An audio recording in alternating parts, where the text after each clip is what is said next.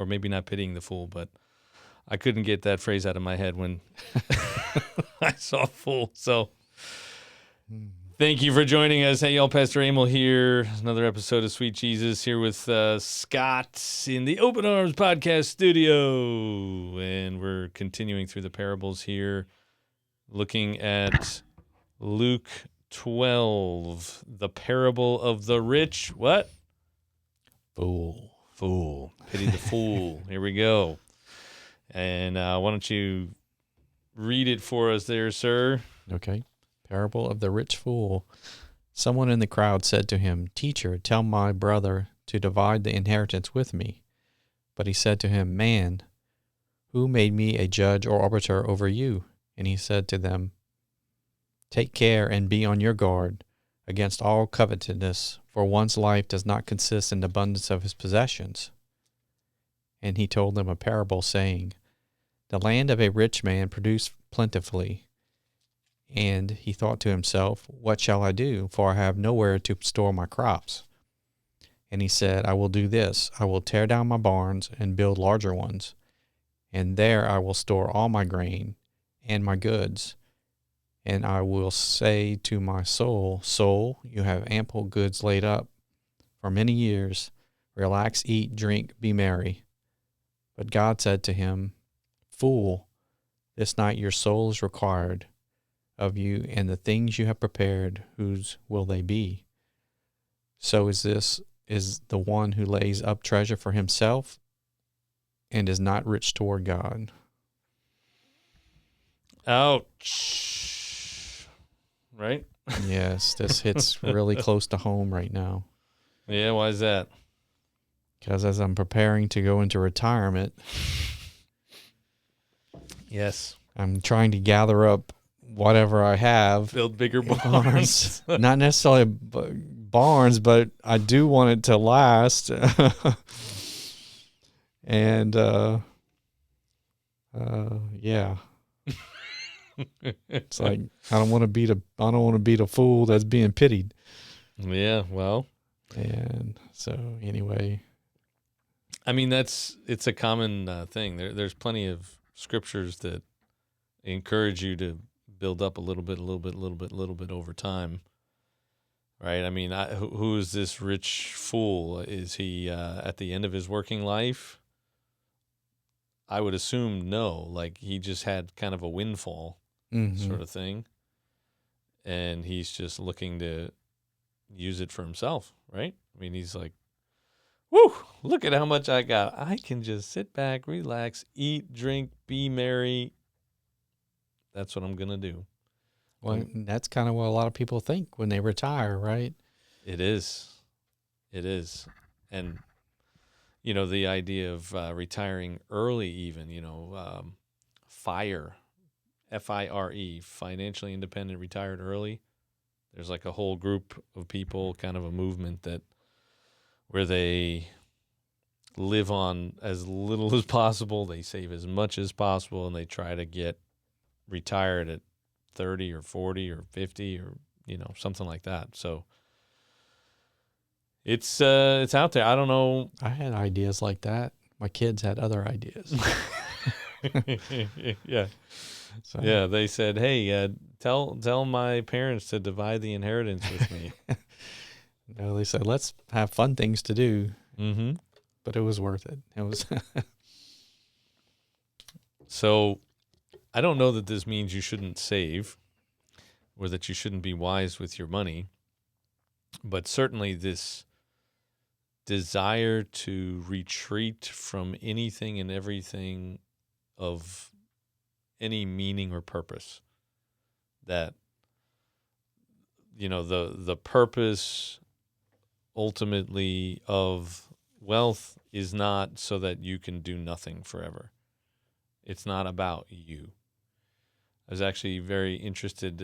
Columbus Day was Monday, and obviously people have hated on Columbus for a very long time. So I was interested when I saw a few things where people were kind of like, I don't know, Columbus apologists. Mm-hmm. And Michael Knowles of the Daily Wire, I think. Yes, he's Catholic. Yes. And he's apparently like a defender of Columbus. Yes. I didn't know this. Well, Columbus is considered a patron saint, I guess. I don't know if he was ever sainted, but I don't know. I don't know that either, but I'm not Catholic, or we're not Catholics. Yeah.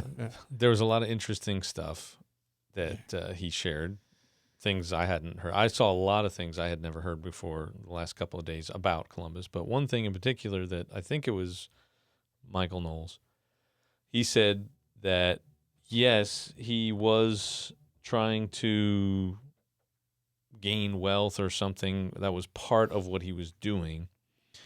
But part of it was also spreading Christianity.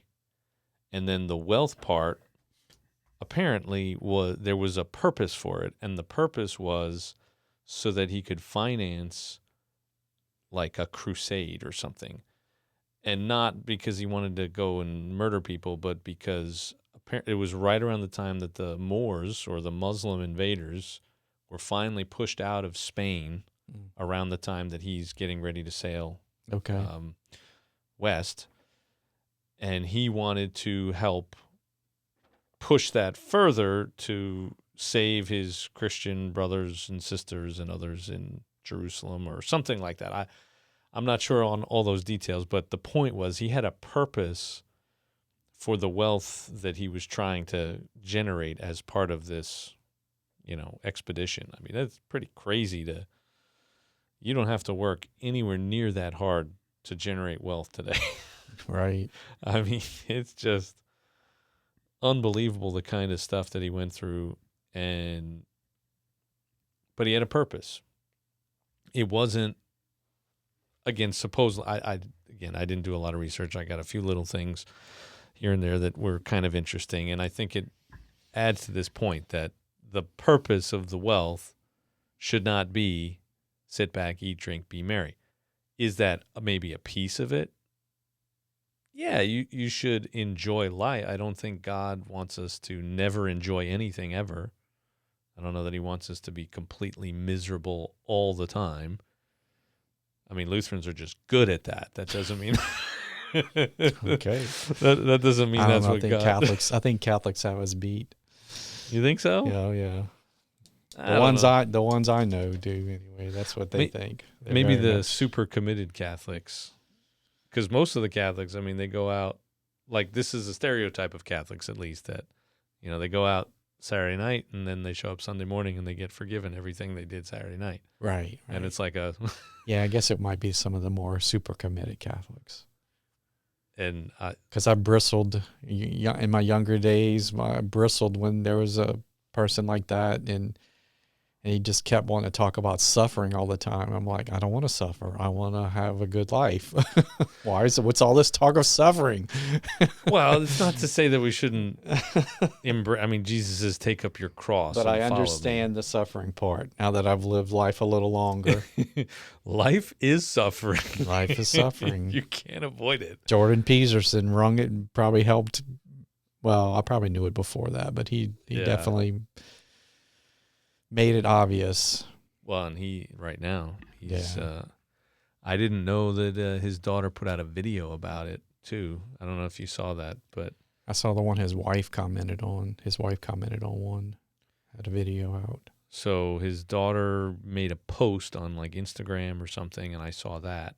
But then last night I saw, there's a video too. It's like 10 days old where she's trying to talk about this. She's reading from a teleprompter and then she gets emotional, but it sounds bad. Yeah. Like it was bad and it is bad. It's better, but it's still bad. So, life is suffering. But, what Martin Luther was dealing with at the time in, 500 years ago, I mean, he was actually actively harming himself because it was sort of like, well, if I can inflict suffering on myself, I'm sort of earning a place. I'm earning the right to call myself a Christian, to access this treasury of merit that Christ has won. And it's just all backwards. And I'm not saying that that's exactly how it is today. And I wasn't trying to hate on Catholics. Those stereotypes, by the way, I have heard from Catholics. So it's not like I made this up. I think there's also a Billy Joel song that kind of, there's some references in there that, it's like, or like Catholic schoolgirls, like they're just kind of crazy and all. I think that's sort of the reference in one of these Billy Joel songs. I don't know. But either the laugh with the sinners and cry with the saints. Yeah, that's that's the quote I was thinking when you said that. Yeah, but but that wasn't. There's more. There's something else in one of these songs that I'm just not thinking of right now. But all of this to say, it's okay to enjoy life, but if it's all about yourself, self-indulgence, you missed the point, right? We're here for a reason. This is temporary. This is, to obsess about what it is we can enjoy right now at the expense of the work that God has for us now. That's not good. I mean, the Sabbath itself is meant for enjoyment. There's some interesting work. This guy, I sent a video into the group text with the guys about Joel Bierman, one of my professors from seminary. And he actually has a lot of stuff out there on work and rest. And I've heard other people talk about this too. But, when we were created, when human beings were created on the sixth day, what was the first thing we got to do? I don't remember. Well, what comes after day 6? Oh, we get to rest. But not like we just sat back and slept all day. We enjoyed that's what God is doing. He's enjoying his creation, all that he had made, right? And so there's like a party.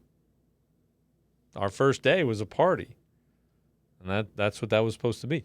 There's work, and there was work even before the fall, and there will be work even in the future, but you're allowed to enjoy yourself. You're allowed to enjoy the fruits of your labor. God, if we're in the image of God and God himself rests to enjoy the fruit of his labor, we should be allowed to enjoy the fruit of our labor. But that's not what this guy is doing. This guy is looking to enjoy a permanent party at the expense of his labor for his neighbor. Right? That's why we're here. To care for creation, to care for our neighbors, to be a servant. As Christ serves us, we serve others. So to sit back and relax and all that kind of stuff, yeah, you can do that. But if your goal is to do that permanently, you missed the point. And I think Jordan Peterson, back to him for a second, I think he's actually got a couple of things I've seen, clips and whatever, where it's like, yeah, going to sit on a beach and drink margaritas or pina coladas or something like that. Yeah. That'll only feel good for what? A week or something. A week or two or, yeah. 6 months. Holy cow, what are you doing? He's like, yeah, seriously, people, this is not a retirement plan. Yeah, this is not how yeah. So it's about transitions. And I think you made a reference when we were talking yesterday about people who they retire and 5 years later they're dead, or 6 months later, or 9 months later. Mm-hmm. And there's something about having a purpose, having work to do that keeps us going. It's good for us. It's necessary. The issue is, of course, that no one may be willing to pay you. So you should be wise with your money and save. But again, not, build bigger barns so I can hold more stuff, which is kind of the American way right now. Yeah, I've got a neighbor, which he built this huge shelter where he has a lot of stuff in it. Yeah. He had a small one, but he built a bigger one. So, I mean, good for him. I don't have a problem with it, but Yeah, and again, it's not to say. I mean, he's not out there. I think he's working, but when he goes, he enjoys his, that. Yeah, and that's not to throw judgment at any particular person with any particular plan. I mean, you end up with kids and grandkids, and you want to have a nice big vehicle to go and see them or bring them around, and go camping or go whatever. Mm-hmm. That's not bad. But what does he say at the end? So is the one who lays up treasure for himself and is not rich toward God. Right? So being rich toward God is the issue. Being generous towards God and his purposes,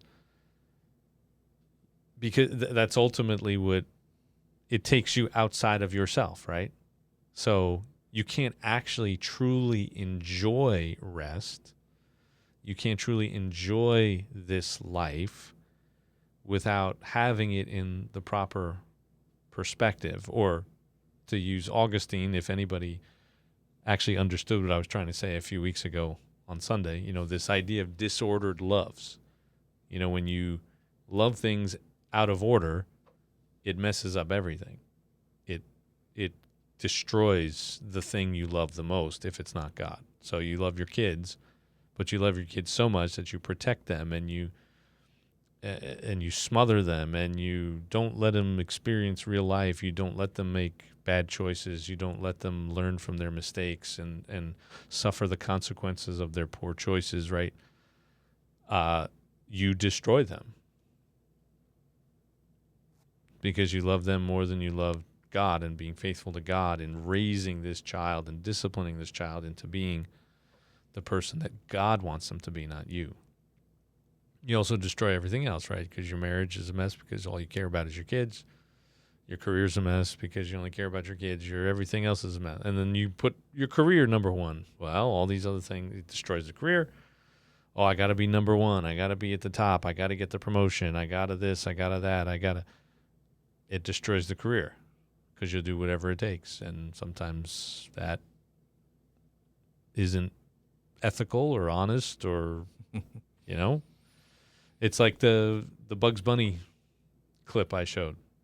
You remember that with the big abominable snowman? I don't know if you were here. Right. Yeah.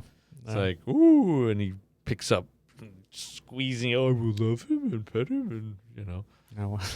He's loving it to death. He's loving his bunny to death, right? A real bunny. And I actually read, when I was looking for that video, I read something that apparently it was modeled after Of Mice and Men. Mm. Lenny and the bunny rabbits or something, where he loves them to death, right? Like he literally loves them to death. That's what we do. And you will call him George. Call him George. Yeah. But so when you're rich towards God first, it keeps everything in its proper order. God first, me second. God first, others second, me third, actually, right? And you can truly enjoy the rest and the joy of this life, the blessings of this life, and you don't get called a fool by Jesus in a parable. He doesn't use you as an example, a sermon illustration. It reminded me of that, I don't know, what do you call it, of like a movement kind of thing, like the "What Would Jesus Do" kind of thing that went around, and they had that. Yeah. Then they had the "I'm Second." Yeah. And there was a series of videos, and I kept, after I watched it and stuff, I say, you should really be third, right? Yeah. God first, your neighbor second, and then you third or whatever. But most of those popular things, movements or whatever that get started, Early. Terrible theology. Oh, okay. Almost all of them. It was off a little bit. Well, that's why, Lutherans tend not to embrace a lot of them.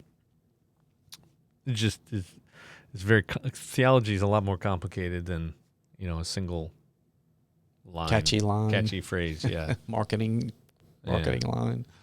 Because you could listen to Martin Luther and get the feeling that, oh, yeah, we just do whatever we want. And then you could, because he's just so strong on grace.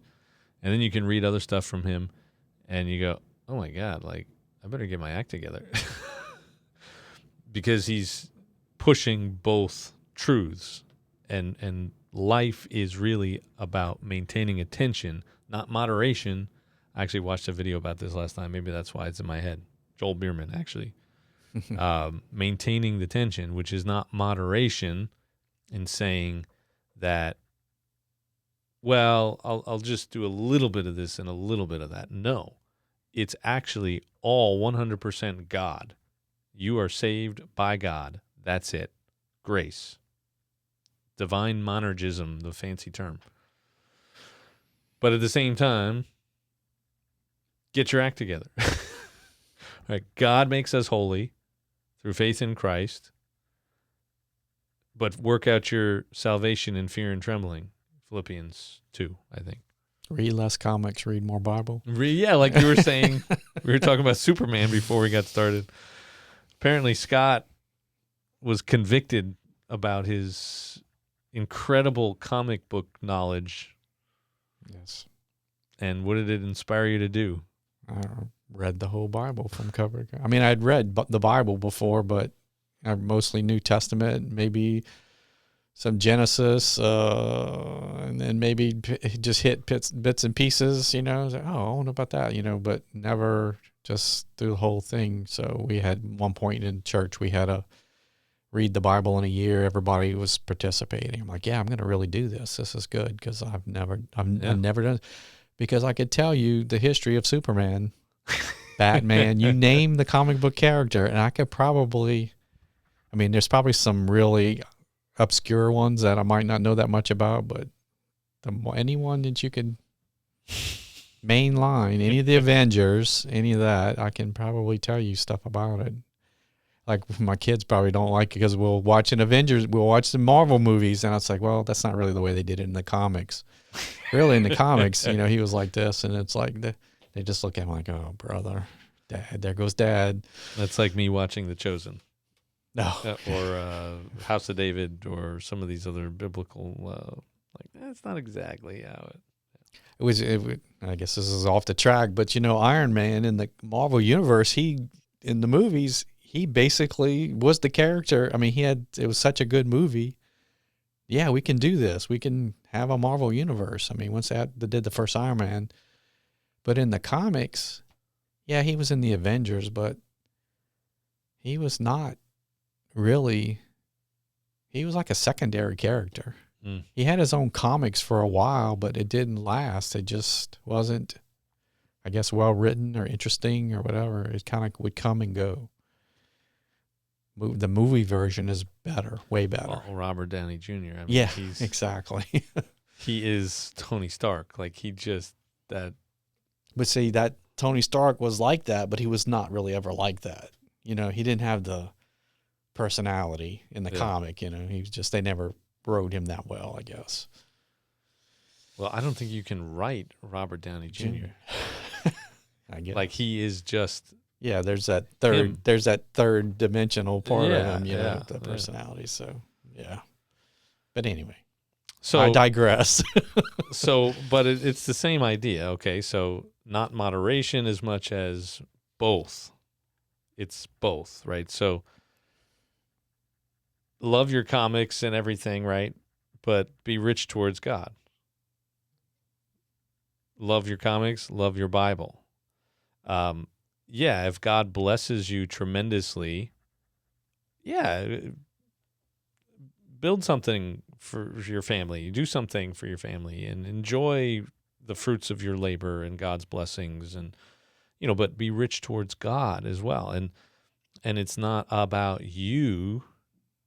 Invite others into that celebratory nature, that generous towards others, I think would be also being rich towards God. I'm maybe conflating those two things more than I should, but I think they're at least related. Well, yeah, that's what I was wondering, because that's kind of, if you just read that phrase, it's like God's got everything, How are you going to be rich towards God? But then, Jesus had something to say about that, right? Whoever you do for the least of me, these you've done for me. So That's right. I guess, That's right. So then I conflated that. I think, well, maybe that's how that kind of fits in there. Being rich towards God is being rich towards those in need who are Jesus. Yeah. Psalm 34:8 is taste and see that the Lord is good. That's how I forgot that at the beginning here. By the way, I finished my tea with honey. By the way, Jesus loves you a latte. And this is my mug. I got this. There's a group of guys we used to meet for coffee once a week and talk about the upcoming lectionary readings. And I also have this on the other side, the irreverent reverends, because was that the name of your group? We're pretty irreverent. I think I may have said it a couple of times, or one of us said it, and then when I was leaving, they gave me that mug, and so yeah, Jesus loves you a latte. But taste and see that the Lord is good is Psalm 34:8. If you go further in that psalm, I believe it's verse 18, it says that the Lord is near the brokenhearted. And that, combined with Matthew 25, which we've been referencing, where Jesus is saying, well, as you did it for one of the least of these, you did it for me. He's talking about the hungry, the thirsty, the naked, in prison, all these. When you did it for them, you did it for me. I was there. I was them. I was with them. Psalm 34:18. The Lord is near the brokenhearted. So, yeah, be rich towards God by serving your neighbor, loving your neighbor as yourself. And if you do that, again, I do think we end up, people with the tension, it's hard to maintain the tension because you always end up falling off one side or the other. It's easier to pick a side, to pick a team, to have that pat answer, that's always available. And I don't know that you can be overly rich towards God, but I know that in my own life, I do have trouble sometimes celebrating.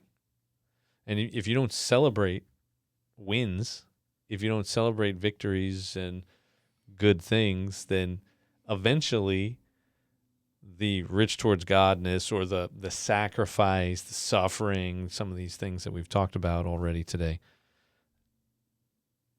that's impossible to maintain. It's really hard. Mm-hmm. It's really hard. We're not Jesus. And even Jesus celebrated. I mean, he made some pretty awesome wine. Yeah. He started one crazy party. 180 gallons of wine.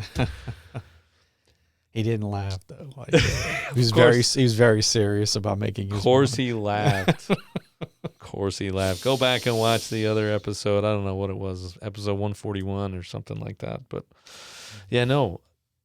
So the answer isn't always you can't do anything fun. You have to give it all to God. But it's also definitely, I think this is the one that's most obvious, is that it's not, it's always about me, let me have a party, right? It's enjoy life and the fruits of your labor and celebrate God's good gifts with God's people, with your family and whatever, but while you are likewise rich towards God. It's both of those things. Just like it is God who is the one who is working in you. You're already saved by grace through faith. You can't possibly save yourself. You can't make yourself holy enough to be a good enough Christian, a pure, true Christian, right? God is the one working in you. And yet, come on, get your act together. This is something you should be intentional about. So it's both of those things. Otherwise, you just, oh, well, I'm forgiven, so I'll just eat, drink, and be merry. Yeah, you wanted to be in what Jordan Peterson said, the 40-year-old guy at the frat party. He said, if you're the 40-year-old guy at the frat party, you've got a sad life.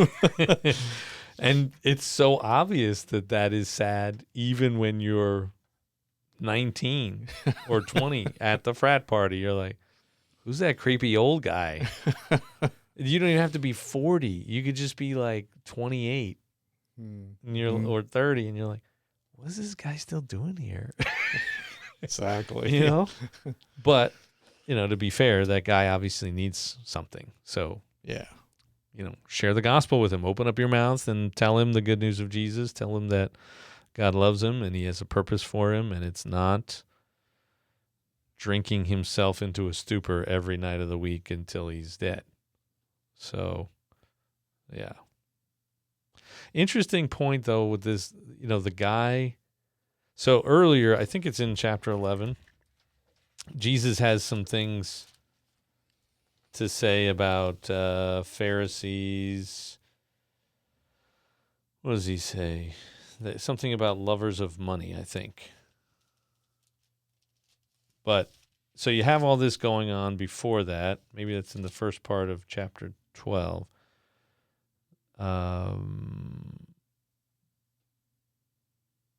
Well, something, whatever it is, it precipitates this question from this guy. Hey, help me get my brother to divide the inheritance with me. And maybe the guy is thinking, well, Jesus has been talking about all this stuff about money, and clearly my brother needs to hear this sermon. Of course. Right? Always somebody else needs to hear the sermon. And so he's like, hey, Jesus, look, I got this guy in my life, my brother, and if he would just stop being so greedy like these scribes and Pharisees, then, I'd get my portion of the inheritance. Not recognizing that he is the guy, like he's being the guy, And, just because you think that people should serve poor people, that doesn't make you honorable. Right? Because actually, Jordan Peterson, here we go, Jordan Peterson Day today. I don't know if you ever heard this. He said that the number one predictor of whether you wanted to redistribute wealth in society is malicious envy. I think he said it's the number one character attribute where if somebody has malicious envy, they're more likely to want to redistribute wealth. Okay, I get because you. it's not that they want to help poor people, it's they want to make you do it. Right. And they want you to share your money with all of the rest of us. Yeah, I don't want to have to do it, but you Yes. I'm going to make sure you do it. Yeah. And that's exactly what Judas does in John 12, where he says, Jesus is anointed by Mary with this very, very expensive, elaborate perfume. And, he's like, oh, this could have been sold for so much money. He may say how much, I forget. But, and then the money given to the poor. And there's a little note in there. The narrator, John, kind of adds this little, because he liked to help himself. He was in charge of the money and he liked to help himself to it. And Jesus just says, you'll always have the poor with you. Let her do this. She's anointing me for burial. She's doing the right thing. Leave her alone. So, and again there, right? Jesus, it's not don't honor God or celebrate God or the things of God, the blessings of God. It's both. It's Yeah, you'll have the poor with you. They'll always be here, and you should always take care of them. But in this moment, right now, we're doing this. Like, it's okay. So, yeah, this guy. You tell my brother to give me money, please. Well, that's a good point, though, because you hear a certain group of politicians lately. We're going to make the billionaires. It used to be the millionaires. Now it's the billionaires. We're going to make the billionaires pay more.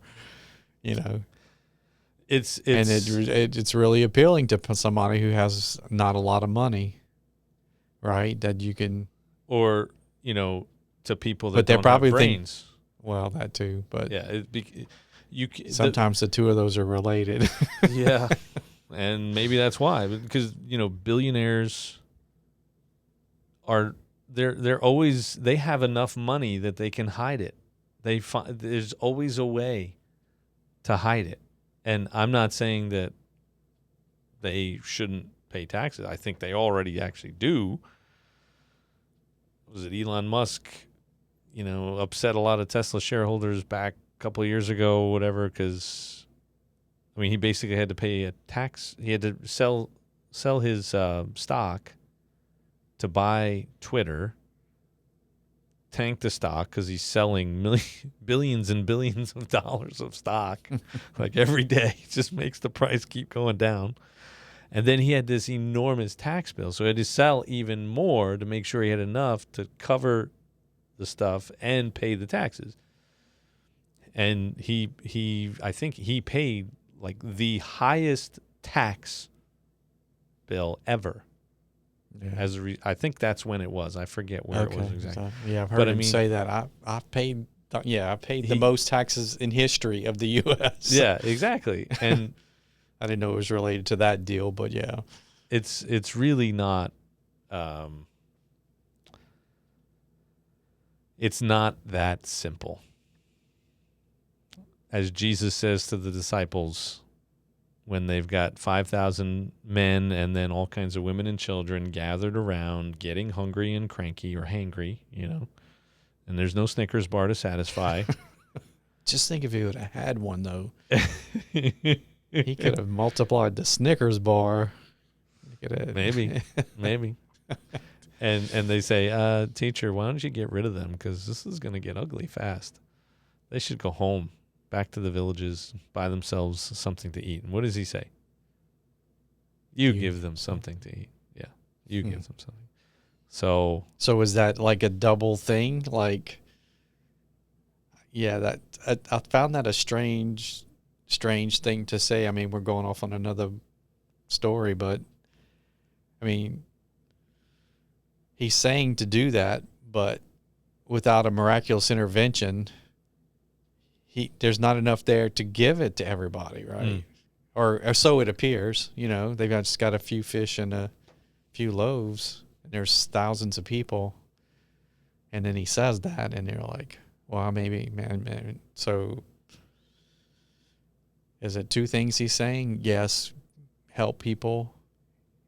And then if you do that, God will help you help people. He'll multiply maybe what you're helping people with will get multiplied, and in some fashion, maybe not in such a miraculous fashion as that, but maybe you'll help somebody and that'll inspire them to help somebody else or something like that. I don't know. I think the principles in that are, you don't keep pawning it off on everybody else. Find what you have, which maybe isn't enough. Put it to work. Give it to God. He prays, offers it to God. Well, they offer it to Jesus, right? And he prays, and somehow it works. It's not necessarily the miraculous kind of thing, but God's not asking you for the miraculous, right? Right. He's asking you for what you have and what you can do, not what you can't do. Which we talked about the Good Samaritan, I think a few weeks back, which I had done a sermon on also. That was one of the things I could probably find the outline I had for that. that sermon, but it's like, do what you can, not what you can't. Mm-hmm. You know, we can't save the world. We can't solve poverty. We can't, you know, all these different things. We can't end wars. We can't, you know, like So you and me, average person. I mean, obviously God puts leaders in place to navigate all these big geopolitical things. And it's not to say we don't have a role or influence maybe, or, you know, a voice, whatever it is, but we use those things acting like we're the ones who are responsible ultimately for making these things better or changing them. And that is ultimately at the expense of what we can do, what we probably should be doing. And if we were all doing what we should be doing, you know, I mean, how many homeless people are there? I don't know what the numbers are, but if every congregation in America adopted one, like we sort of ended up kind of inadvertently adopting Axel, our guy, right? I saw him on the way over here. He's still walking around, moving pretty good for an old man. But if we all adopted one, what would that do? You know, not all of them actually want that. He didn't want it for the longest time. He wanted nothing to do with any of that. He liked his, quote, freedom. He was a drinker. He was all of these things. And everybody's concerned about the strings that are attached. Yes. Yeah. So it's probably not as many as we think that actually want it. So you got time to adopt one. Same thing like children, right? Children in foster care or babies that need to be adopted, parents looking. I think it was foster care. I forget exactly the numbers, but it was something like if every congregation had, you know, just a very few, right? And you could have families in the congregation that adopted the kids, but then were surrounded by the rest of the congregation. Like we're adopting them too, just not maybe in our house. And we're going to surround you and we're going to help you get like a bigger vehicle, or we're going to help you get what is needed for these kids. We're going to help you raise this kid, support you. Foster care would be empty. So, you know, there's ways to do this, and if we were more focused on solving the problem instead of yelling and screaming at each other about, you know, particular politicians or parties or even policies. I mean, I'm not saying that we shouldn't have ideas about policy, but just do it. Just do it. And eventually people in power will see it and will change, or the people around you will see it, and there'll just be such an overwhelming response that, oh, this is what has to be done. This is the right thing to do. Otherwise, we end up with 51% basically overpowering 49%, and then the 49% hating the guts of the 51%, and the 51% gloating over the 49%, which nobody changes with that, right? It just continues the animosity, and if we can just, right? Mm-hmm. Like Roe versus Wade was a shock to American culture and judicial precedent. It was just like even liberals, I think, had said that it was just a bad decision, the way that that didn't mean they disagreed with what happened as a result, but it was just not a good legal way of doing it. And then what did you have? You had 50 years of a fight. And then they get it changed. And then what happened? More abortions than ever. and the people that still want it are fighting. Right? It's so you using. I bet that's slacked off though. But You think so? I haven't looked I don't recently, know either. But I bet. I would think the it is. principle is still. Yeah, no, the principle's still there. But That well, that's my hope, 51 yeah. over 49. Yeah. Like we just yell and scream at each other. You can't, like say uncle, like that kind of.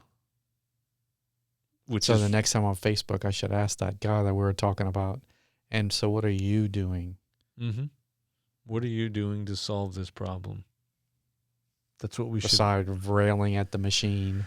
Well, but you should be asking yourself that question, because if you if you say it to somebody else, that's kind of like, I mean, I don't know. We should be saying that. We're saying it now, obviously. What are you doing? How are you helping? What are you going to do about it? You give them something to eat. You be rich towards God. Or are you saying a less judgmental way, maybe, yeah. I mean, there are what people, do you recommend to solve this problem? Well, back Elon Musk again, somebody criticized him at some point a few years ago. Maybe it was around the time that, he was selling those shares and he paid this tax bill or whatever. Somebody called him out on Twitter and said, with all that money you have, which he doesn't have money, he has companies that he owns that are worth stuff. I mean, I'm sure he's got money too, but it's not like when you see he's Can you worth... imagine going to the lunchroom with him and goes, hey, could you spot me 10? I ain't got no cash for lunch. You're like, really? I think they'll just let you through. I mean, you own the company, SpaceX or whatever. Just I don't know if they have cafeterias or not. But he, somebody called him out on Twitter about, if you just took this much, you could solve hunger now. Yeah, well, I mean, we've tried that as a country. But so his response was, I will write you a check. Tell me how you're going to solve it. Never got a response. Because it's just far more complicated than that. We've spent, in the U.S. has spent trillions of dollars, on Medicare, or Medicaid and food stamps and all of that, trillions.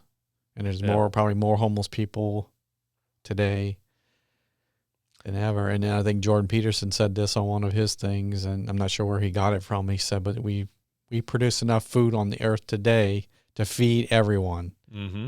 There's not a problem with food. There's not a problem with not having enough food. Yeah.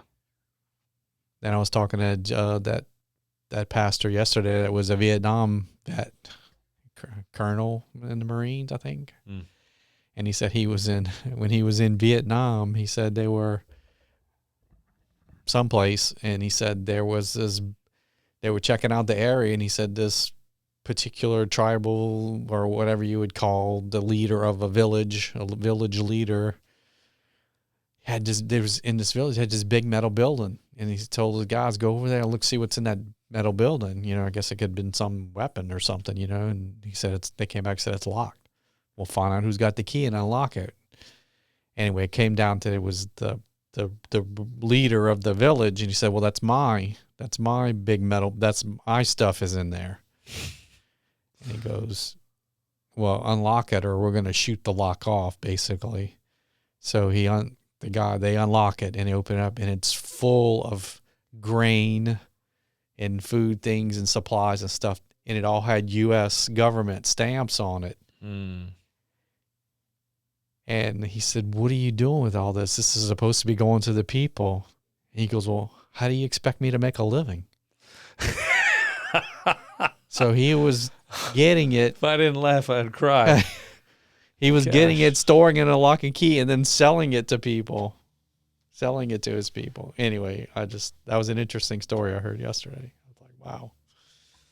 So, and he said, you think the same thing's not going on in Gaza or wherever? Yeah, it's everywhere. It's everywhere. That's just how movements work. But yeah, it's so complicated. So, it's just not that simple. Yeah. tax the billionaires or whatever it is. It's just not that simple. And the real solutions are going to come from the ground up. That, I think there's a fantastic ministry I remember from my time in Ohio.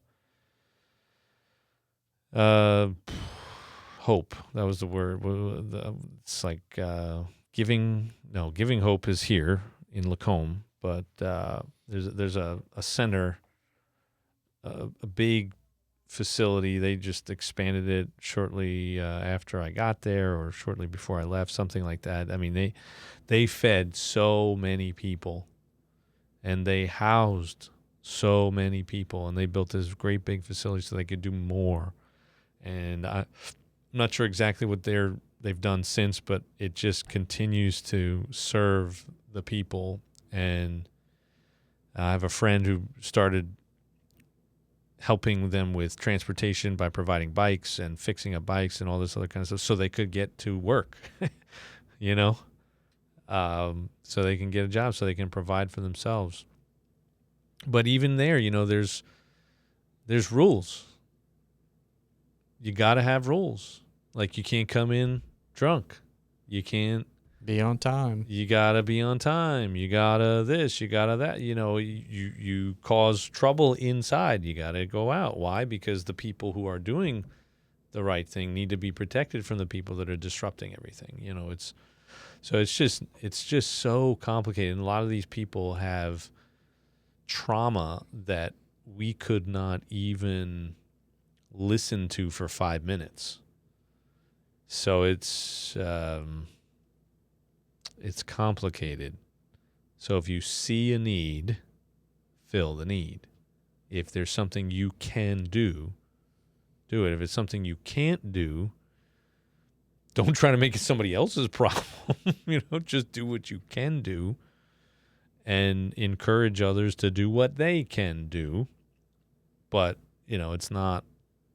it's not pious for you to yell and scream at everybody about what they're not doing, especially if you're not doing it. Right. So, and we started doing this thing. I don't know, stop me if I already said this, but I was thinking at some point, I forget why exactly I was thinking about this, but I was fantasizing about bigger barns maybe. And said, it'd be really nice. I gotta have more Teslas. Yeah. Well, I do want to switch my wife's car out for a Tesla because I can't drive any other car now. I just hate it. It's just not the same. I do drive a Tesla. I didn't buy it for any political reason, not to save the planet, not to support Elon or whatever. It's a better mousetrap, in your opinion. Oh, it's not the same. You can't compare it to the other mousetraps because it's just not a mousetrap. It's not even a mousetrap. It's just its own experience.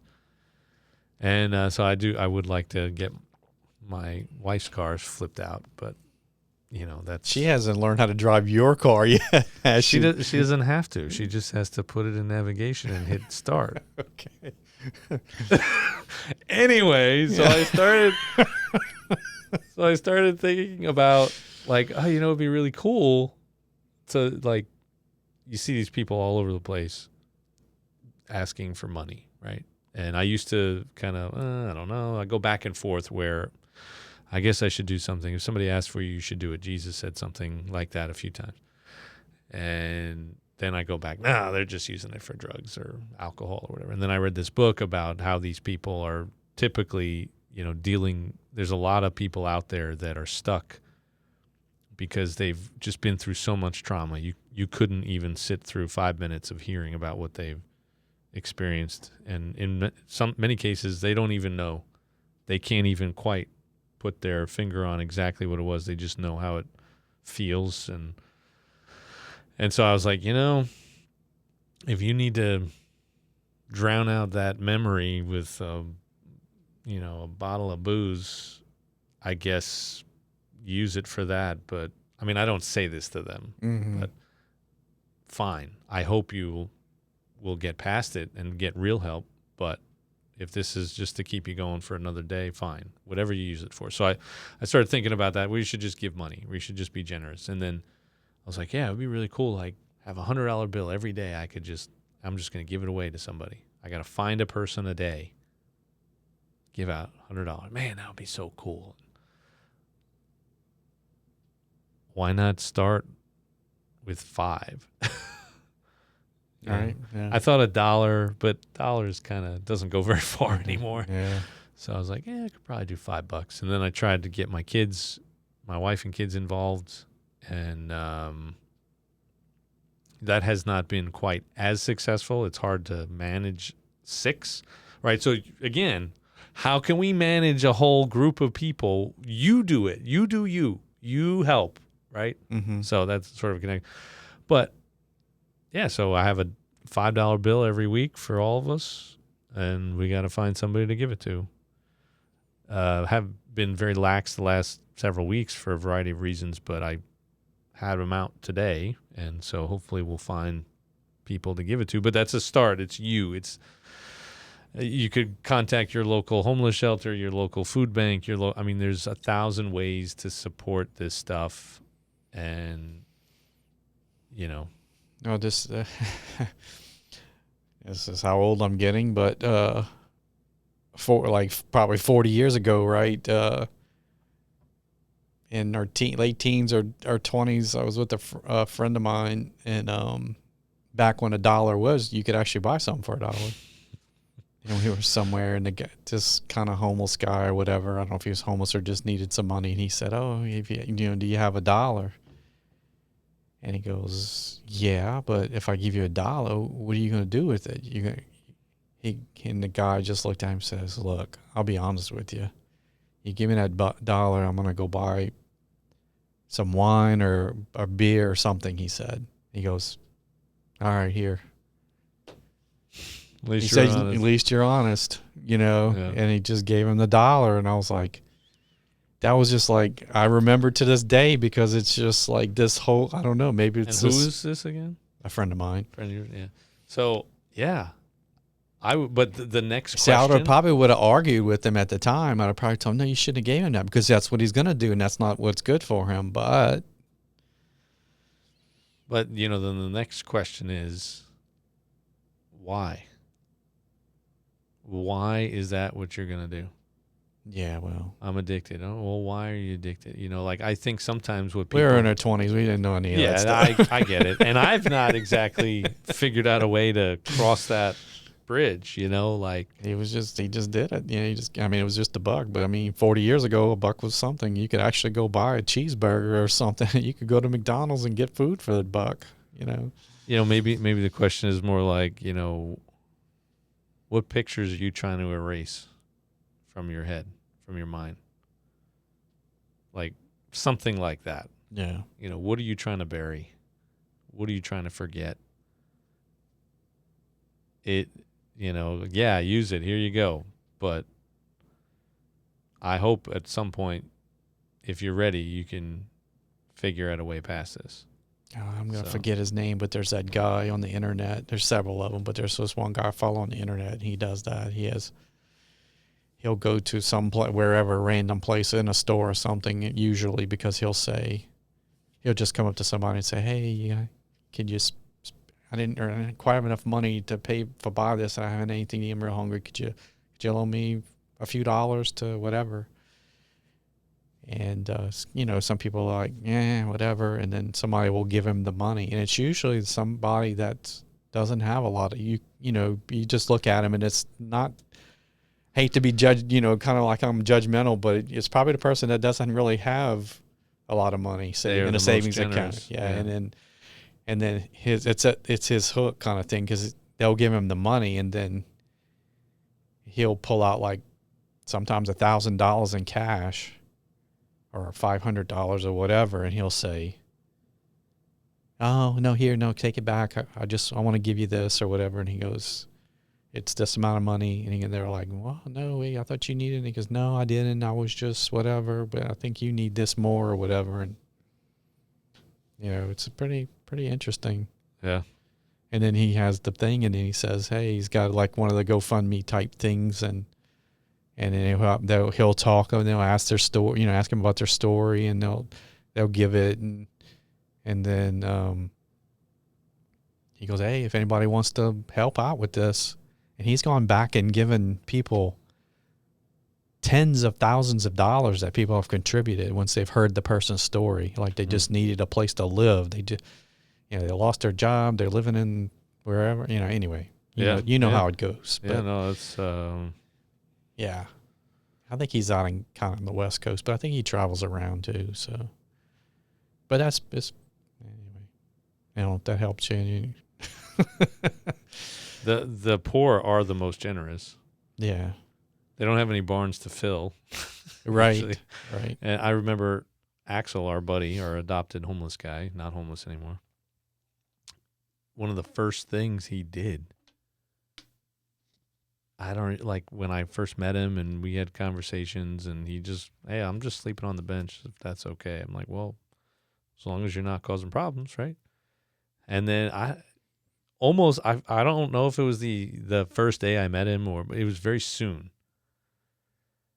He's like, they're an offering envelope, basically. How do I want it here. This is for the church. And he put like $1 or something, or $2 into an envelope. And I didn't have the heart to tell him no. Mm-hmm. But he's always done that, and he gives to other people, right? So if he gets something, and people used to do that. I mean, when he was sleeping on the bench, people would drop all kinds of stuff off, food. Mm-hmm. They'd hand him a 20. They'd hand, this, that, and it was redistributed. Mm-hmm. It wasn't all always for him. It wasn't in his big barn in the back. Huh? Yeah, and he's like, he doesn't even hardly eat. Like, we took this trip up to St. Cloud, Minnesota in the summer, beginning of the summer. And he's like, yeah, I only eat like every other day or so. It's like, what?